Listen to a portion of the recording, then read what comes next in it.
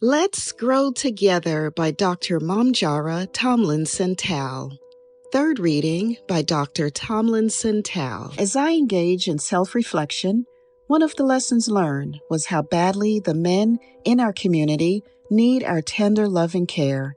We need to offer more TLC to them, while the women in our community also badly need their man's touch, their affection, and their embrace.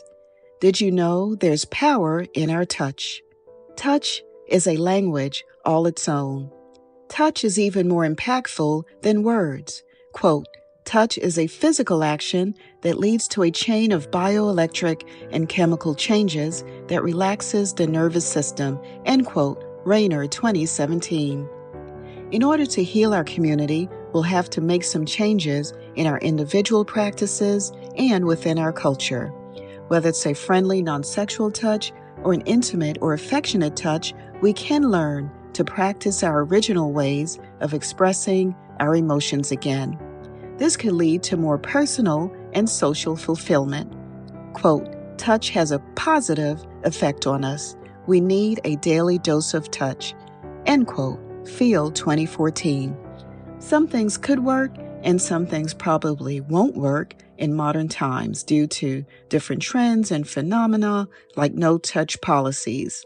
Nevertheless, to heal our community, whenever possible, try to increase touch, make more physical contact with your friends and with your loved ones to help reduce stress and stress-related disorders. So go ahead, take care of his feet, touch his body, ask him how he's feeling, wash his feet, or take him with you for a manicure and pedicure. Or maybe you'll even decide to do that for him yourself. Go ahead, give each other the royal treatment. Draw near. One of the most interesting things about Beloved is, if he wants me to come close to him, he tells me. He makes it so simple to know what he wants and to know what he's thinking. How many people are in relationships today and don't know when or how to touch their partner?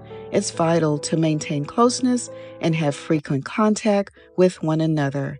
We are living in a cold world where everyone seems distant, isolated, or in their feelings.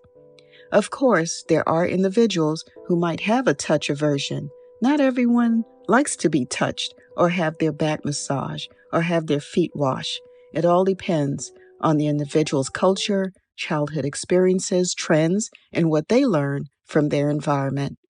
It might take them a little longer to get used to your touch and let their guard down. If you're that person, try to hug more. Sit close to your loved ones whenever possible. Rest your head on their shoulder. Give your partner a foot massage or a back rub, or just hold hands for a few minutes. When I returned to New York from the Gambia, West Africa, a few months later, I mentioned this chapter, Wash His Feet, to my roommate on our way home from the airport in New York. I was surprised to see her immediately become unglued. Wash his feet? She asked. Oh, no, there's no way I can do that. I had expected someone out there might have an aversion to washing another person's feet, but I didn't know that person would be living in the same house as me. Even if you love the man, you wouldn't be able to wash his feet? I asked. Nope, there's no way. I don't even want his feet touching mine.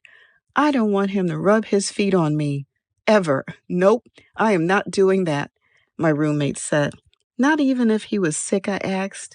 If he was sick, I would try to suck it up and help him, but that would be the only time I would even think about touching his feet, she replied. Her reaction was so puzzling. Was she affection deprived as a child? Did she develop a fearful, avoidant attachment style? This is why it's important to ask your partner, significant other, or your future spouse all the right questions before thinking about getting into a long-term relationship. Wait and see how they interpret and express their emotions. Give it a couple of years before sealing the deal. This leads me to the next topic. Women can be very emotional at times, and men are expected to be rational and have logical reasoning at all times. This causes men to go along with us and not engage in much dialogue about certain things due to family or cultural expectations. There are men in our community who are suffering emotionally, but all that could change when we learn new strategies and create new experiences. So let's move away from things that prevent healing and normal functioning. Let's embrace techniques that will allow us to be emotionally stable and enhance ourselves emotionally. Let's commit to being consistent in order to be a functional whole. It won't be easy if there's lack of communication or lack of physical touch. These two things play an important role in our well-being and in our relationships. These are the areas where many couples, friends, and families miss a great opportunity to make contact, refocus, and be able to direct their attention on each other.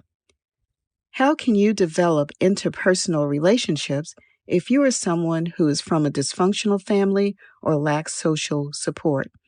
It all depends on your state of mind.